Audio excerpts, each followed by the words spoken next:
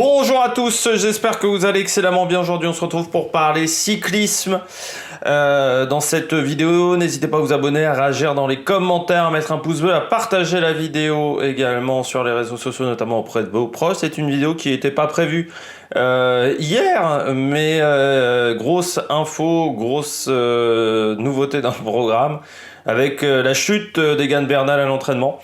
On va revenir donc sur les blessures et puis on va essayer de voir, on va essayer d'ouvrir sur la possibilité pour lui d'être performant cette saison ou d'être en difficulté.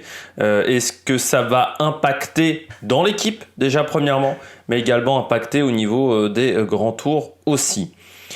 On commence tout de suite cette vidéo. Donc hier, on a eu l'information. L'information est tombée un peu tard dans l'après-midi, donc c'est pour ça que j'ai pas fait une vidéo tout de suite. Et puis, en plus, les infos étaient pas très claires au début parce que Egan Bernal est tombé à l'entraînement. Ça a été la première info. Au départ, l'info qui a été donnée, notamment sur les réseaux sociaux, mais également sur certains sites, c'était que Egan Bernal n'avait pas de blessure grave à ce moment-là.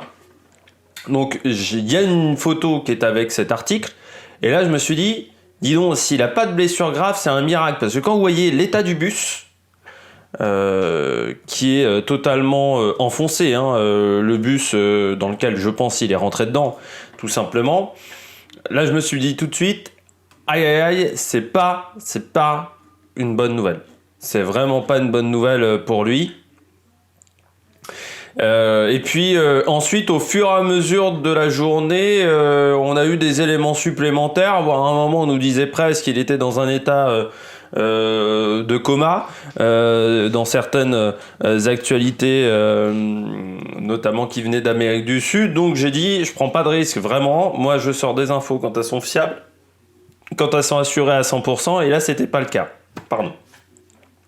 Donc j'ai attendu ce matin, je voulais attendre un peu plus longtemps, mais Ineos n'a toujours pas communiqué sur cet incident, parce que je voulais attendre que Ineos communique pour avoir l'assurance tout de suite. Et puis l'hôpital sud-américain dans lequel est Egan Bernal, en Colombie, a dévoilé des informations, notamment ce matin, des informations complémentaires. Donc on va revenir là-dessus. Donc hier, Egan Bernal est tombé. Un accident qui s'est déroulé dans l'après-midi. Il a percuté l'arrière d'un bus. Il était environ à 30 km de Bogota. Formation factuelle. Du côté des blessures, elles sont nombreuses. Il a été touché à la colonne vertébrale, notamment sur les T5 et T6 en haut de la colonne, ce qui a provoqué une hernie discale traumatique. Hernie discale, c'est pas top. On rajoute à ça un pneumothorax. Donc un pneumothorax, c'est vous avez des trous dans le thorax dus souvent aux côtes, les côtes rentrent dans le thorax, et ce qui fait que vous avez des capacités pulmonaires qui sont extrêmement réduites, c'est-à-dire que le poumon s'est affaissé, un des poumons s'est affaissé du côté d'Egan Bernal sur le choc. Donc on a dû faire une thoracotomie, on met un drain, on va enlever ce qui gêne le gonflement du poumon pour tenter que le poumon reprenne sa forme initiale et récupère de l'oxygène. Je rappelle que l'objectif de base du poumon, c'est de récupérer de l'oxygène pour ensuite aller dans les muscles. Ensuite, on a également une lésion au niveau de la plèvre. Donc ça, c'était au niveau du pneumothorax. Voilà, c'est une lésion au niveau de la plèvre. Donc, T5, T6... Vous avez également une fracture du fémur et de la rotule. Également, au niveau de cet accident. Donc c'est assez impressionnant comme choc. Donc on n'a pas plus d'informations sur l'accident en lui-même. Il aurait percuté un bus de transport public. Une faute d'inattention peut-être. On ne sait pas si c'est le bus qui lui est rentré dedans. Il semblerait que ce soit plutôt lui qui soit rentré dans le bus. Mais ensuite, pas plus d'informations. Information par contre importante. Il est rentré, donc il est à l'hôpital de la Sabana, c'est au nord de Bogota. Et surtout, il était conscient à son arrivée. Ça, c'est très important. Il a eu de nombreuses opérations hier. des informations importantes, mais ces jours ne seraient pas en danger aussi, dans les informations qui sont importantes. C'est extrêmement grave au niveau des blessures, notamment T5, T6 au niveau des vertèbres, la rotule, le fémur, rotule droite, voilà, c'était important, donc fémur droit, rotule droite, voilà, du côté droit. Je vais essayer de vous retrouver la photo vraiment du choc. Je vous la mettrai à l'écran peut-être déjà un peu avant, mais vraiment la photo est impressionnante. Tout simplement, la photo du bus. C'est pour ça que moi, quand on m'a dit au départ, disons, il n'y a pas de blessure grave pour Bernal, quand j'ai vu l'état du bus, je me suis dit c'est un miracle, hein, parce que le bus est totalement enfoncé. On va voir plusieurs informations. Déjà du côté d'Egan Bernal, sa situation s'améliore pas. C'est-à-dire qu'Egan Bernal, quand même, depuis ses débuts, il a commencé en fanfare, Bernal. Vainqueur du Tour de l'Avenir, vainqueur du Tour de France 1 an et demi après cette victoire au Tour de l'Avenir. Ensuite, une année galère en 2020, 2021, il remporte le Giro, Vuelta compliquée, notamment au niveau relationnel avec Ineos. Il faut savoir que pendant un long moment cet hiver, il y avait des discussions lui voulait partir d'Ineos parce qu'il ne s'entendait plus du tout avec la direction de l'équipe. Ce qu'il faut savoir quand même. Donc il est resté dans la formation Ineos. Et là, chute. Alors on ne sait pas trop comment ça s'est passé. C'est encore assez flou sur les circonstances de l'accident. Mais chute qui arrive au mauvais moment. Lui qui voulait revenir sur le Tour de France. Ça arrive vraiment au mauvais moment pour lui. Et surtout que, voilà, encore une fois, des discussions difficiles avec la direction d'Ineos. Ce stage aussi, on peut en reparler, mais c'est la première fois de ma vie que j'entends parler d'un stage en Colombie. C'est-à-dire que, notamment les stages de pré-saison, alors après, il y a des stages, notamment de préparation de Tour de France, qui sont parfois Sierra Nevada, États-Unis, il y en a dû en avoir également en Colombie. Mais sur un stage de pré-saison, c'est la première fois que j'entends un stage en Colombie. Normalement, on avait des stages à Calpe, c'est très connu en Espagne, c'est un peu là où toutes les équipes se réunissent. C'est la première fois que j'entends parler d'un stage en dehors de l'Espagne, pour un stage de janvier, je précise. Pour un stage de décembre, on avait déjà eu des stages de décembre, notamment Total avait fait un stage, à une époque faisait des stages en Martinique. AG2R faisait du ski de fond dans les Alpes, à côté de Chambéry, vu que c'est où ils sont placés. La Groupama s'entraînait parfois dans le 77 à une époque à côté du siège de l'entreprise, parfois sur un début de saison, ou parfois ils allaient en Bretagne également. Il y a eu plusieurs cas différents. Mais sur un stage de janvier, normalement, il y a une tradition, c'est Calpe. Toutes les équipes sont au même endroit. Et là, il y a eu un stage à Calpe pour Ineos. Et j'ai appris la semaine dernière, info, on nous dit tous les coureurs espagnols font un stage en Colombie. Première, pour ma part, j'étais assez surpris, surtout quand on sait le nombre d'accidents qu'ont eu des coureurs colombiens l'année dernière et l'année d'avant. Des accidents de la circulation. Alors il y en a également en France, et en Italie et en Espagne. Notamment cette année, ça a été, il y avait eu le cas de... C'était en Espagne, c'était à Calpe même, pour l'accident de Kittel, enfin de Gengol, Kittel, toute l'équipe, à l'époque c'était Argos, Shimano, Quick-Step, quand il y a eu l'accident de Petrova Koch, c'était également en Espagne, je crois. Il y a eu des coureurs italiens qui sont morts, notamment Scarponi. Enfin voilà, il y a eu pas mal d'accidents de la circulation. Mais en Colombie, ces derniers temps, on les a enchaînés. Je pense notamment à Quintana. Quintana qui avait eu on n'en avait pas parlé, mais ce qui peut aussi notifier un petit peu ses performances sur le dernier Tour de France. Mais il avait eu un sacré accident. Je crois que tous les coureurs colombiens ont eu une chute à l'entraînement. Donc aller en Colombie pour faire un stage d'entraînement, quand tu sais peut-être la dangerosité du terrain, le fait également que Ineos est une équipe britannique, c'est-à-dire que là, au niveau de la récupération, alors ils ont des médecins qui sont très compétents en Colombie, c'est pas ce que je dis. Mais c'est pas les médecins de l'équipe. C'est-à-dire que les médecins de l'équipe, là, peuvent absolument pas gérer le cas. Donc, c'est-à-dire que tout ce qui est récupération, aujourd'hui, on nous dit, il est déjà parti pour faire la récupération, on va essayer de faire que ça soit rapidement. Je me dis, oh là là, les mecs, c'est pas des médecins de cyclistes qui sont derrière. Il peut y avoir des surprises. Surtout, vu la difficulté des blessures, on parlera de la rééducation un peu plus tard. Mais je me suis dit, mais quelle idée d'aller en Amérique du Sud pour faire un stage. Déjà parce que ça coûte un bras, au niveau avion, au niveau infrastructure, parce qu'il y a quand même des bagnoles qui sont venues pour les suivre. Et puis c'est une idée à la con. Avec en plus ce décalage horaire quand tu reviens en Europe, et des conditions climatiques qui sont beaucoup moins clémentes. Et surtout qu'en Colombie, à cette période-là de l'année, il fait très très chaud en Colombie, parce qu'on est en été. Donc pour faire les entraînements, c'est pas l'idéal. Enfin, parce qu'il fait trop chaud. Donc je me suis dit, mais pourquoi aller dans cette région du globe pour s'entraîner? Alors peut-être parce que pour redonner de la confiance à Egan Bernal, pour lui dire tel patron de l'équipe, enfin je ne sais absolument pas pourquoi. Donc ça déjà, ça m'avait posé des grosses interrogations. Et puis je m'étais dit, oulala, c'est dangereux. Parce que la Colombie, au niveau accident de la circulation, il y en a eu beaucoup ces derniers temps avec des coureurs cyclistes. Et puis, là, Tipak, il y a cet accident et ça rechange tout. Alors, on nous dit, on veut qu'il revienne rapidement, sauf que les blessures sont quand même très graves. Pneumothorax. Donc, au niveau des capacités pulmonaires, des fois, ça peut être compliqué. Ça peut mettre du temps à se remettre un pneumothorax. Vous ne remettez pas d'un pneumothorax tout de suite. Très douloureux en plus un pneumothorax. Vous avez également T5, T6.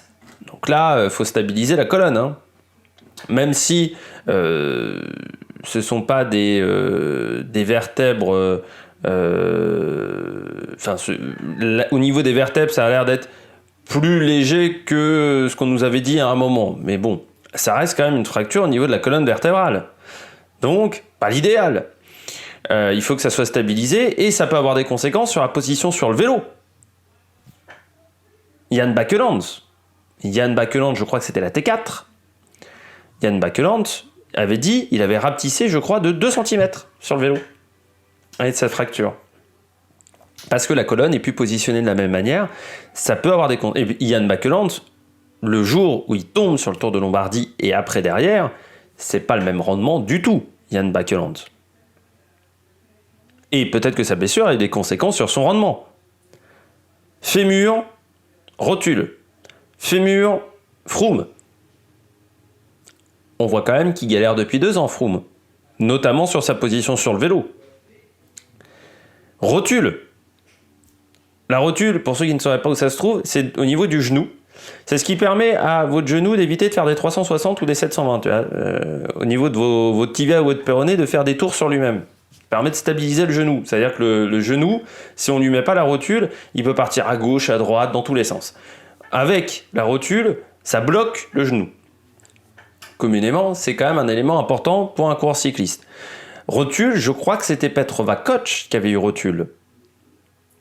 Et Petrova Koch, entre son accident et après son accident, il n'a jamais eu le même rendement non plus, Petrova Koch. Parce que c'était un coureur, quand il est arrivé chez De Koninck, qui était hyper prometteur. Il était aussi prometteur qu'Alaphilippe. Il était un peu moins bon puncher, mais meilleur grimpeur et surtout meilleur en contre-la-montre qu'Alaphilippe. C'était un coureur hyper complet à l'époque quand il arrive à Koch. Et cet accident a détruit sa carrière. Parce que chez Alpecin, il n'a jamais eu le même rendement. Et surtout, toutes ces blessures-là feront que l'année est foutue. Faut pas s'attendre à voir Egan Bernal sur le Tour de France. Je voyais là, notamment dans les commentaires sur le site de l'équipe des mecs qui disaient bah, le Tour c'est dans 6 mois, c'est encore loin.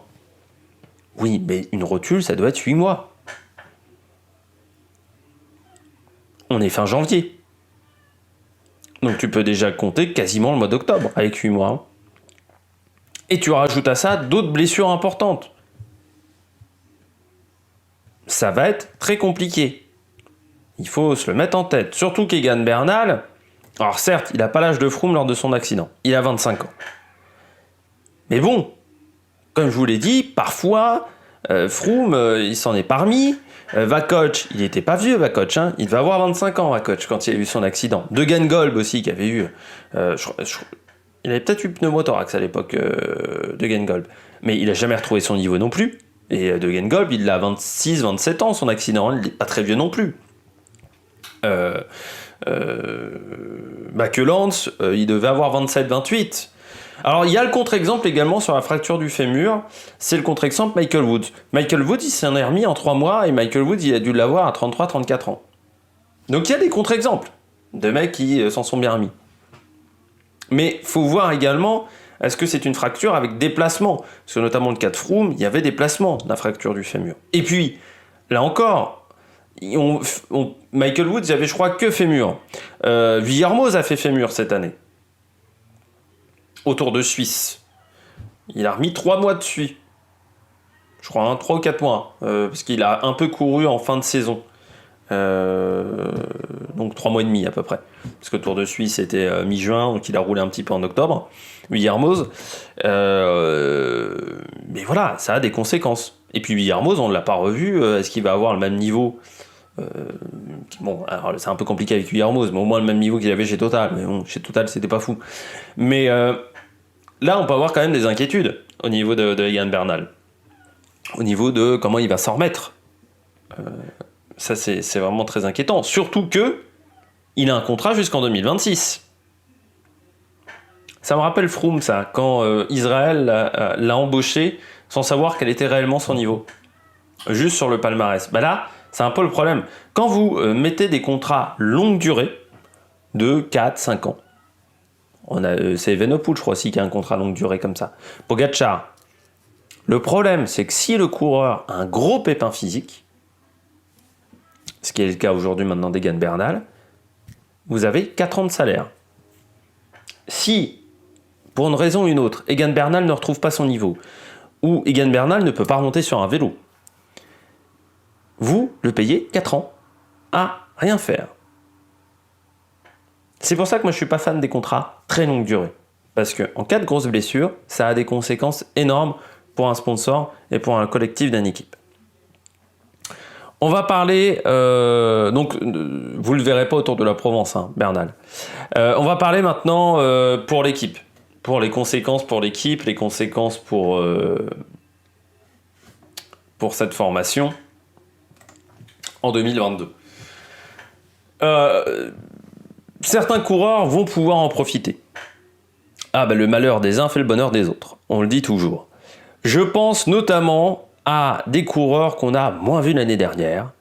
Je pense à Goggenhardt, je pense à Sivakov, je pense même à Richie Porte, on peut penser à Martinez.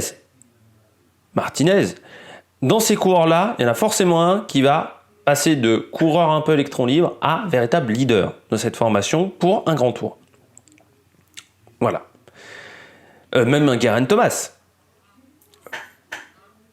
Pour Ineos, à part le fait qu'ils vont payer un salaire à quelqu'un qui ne sera pas sur le terrain cette année, parce que je pense qu'à part un miracle, il ne faut pas s'attendre à ce qu'il soit sur un vélo cette année. Je dirais que le collectif étant tellement fort que ça pose pas de problème. C'est pas comme le Groupama FDJ si Gaudu ou quand Pinot a eu sa blessure et qu'on l'a pas vu de l'année dernière, Pinot, ou Desmar. C'est moins un problème parce que le collectif en montagne de Ineos est tellement énorme que je dirais avec la Jumbo, avec UAE, ils peuvent se permettre d'avoir un gros blessé, ça changera pas énormément de choses. On va dire à leurs résultats. Si chez Jumbo, imaginons Roglic a la même blessure, oui, mais vous avez Vingegaard, vous avez Sepkus, qui sont capables de remplacer et de faire des top 5. Voilà, ces courants-là. Chez UAE, si Pogacar est pas là, il y a quand même Almeida. Et inversement. Et puis, vous avez des bons coureurs chez UAE aussi. Des bons jeunes coureurs. Donc vous avez un collectif qui est capable de dépasser ça. Donc chez Ineos, je pense que collectivement, c'est pas un problème. J'ai oublié de parler également sur la récupération pour Bernal. la récupération aussi au niveau mental. Là, j'ai parlé physique, j'ai oublié de parler mental. Mais un accident comme ça, aussi grave, aussi important, ça laisse des séquelles mentales. Il ne faudra pas le négliger lors de la phase de retour, dans la phase de récupération.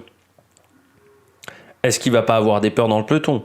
Est-ce qu'il ne va pas avoir des peurs à l'entraînement et qu'il n'arrivera pas à se donner à fond sur les routes à l'entraînement pour remplir ses programmes d'entraînement? Ça, c'est des questions qu'on peut se poser du côté de Bernal. Je reviens maintenant du côté d'Ineos. Donc du côté d'Ineos, forcément, il y a un de ces coureurs-là que j'ai précédemment cité, qui va devenir leader. Voilà. Qui va avoir un rôle beaucoup plus important. On peut également se dire que ça change un peu quand même les plans d'Ineos sur les grands tours. Heureusement pour eux, ça arrive en janvier. C'est-à-dire que les programmes d'entraînement, on n'est encore qu'au début. Donc, passer un coureur de l'équipe Tour d'Italie à l'équipe Tour de France, ou faire doubler Tour de France, Tour d'Italie à un coureur, est moins problématique que si c'était arrivé au mois d'avril. Où là, ça aurait été gênant. L'exemple le plus marquant est Vingegaard. Vingegaard ne devait pas faire le Tour de France l'année dernière. Mais Dumoulin annonce son break, après retraite break, en mois de janvier. Et tout de suite, Jumbo a trouvé des solutions assez vite pour les états de forme. Et on voit que Vingegaard fait un énorme Tour de France derrière. Ça va permettre à des jeunes coureurs aussi peut-être de se révéler, avec cette blessure. Celui qui a le plus à perdre, c'est Bernal. Parce que les autres vont avancer et pas lui. L'avantage quand même, encore une fois, de Bernal, il a 25 ans. Mais c'est un avantage, peut-être pour la récupération de sa blessure, mais elle n'est pas totale non plus. Et puis, bien entendu, les adversaires de Bernal, dans les autres équipes, ils se disent, c'est un adversaire en moins. Mais bon, c'est un adversaire pour le top 5 en moins, Bernal. Forcément.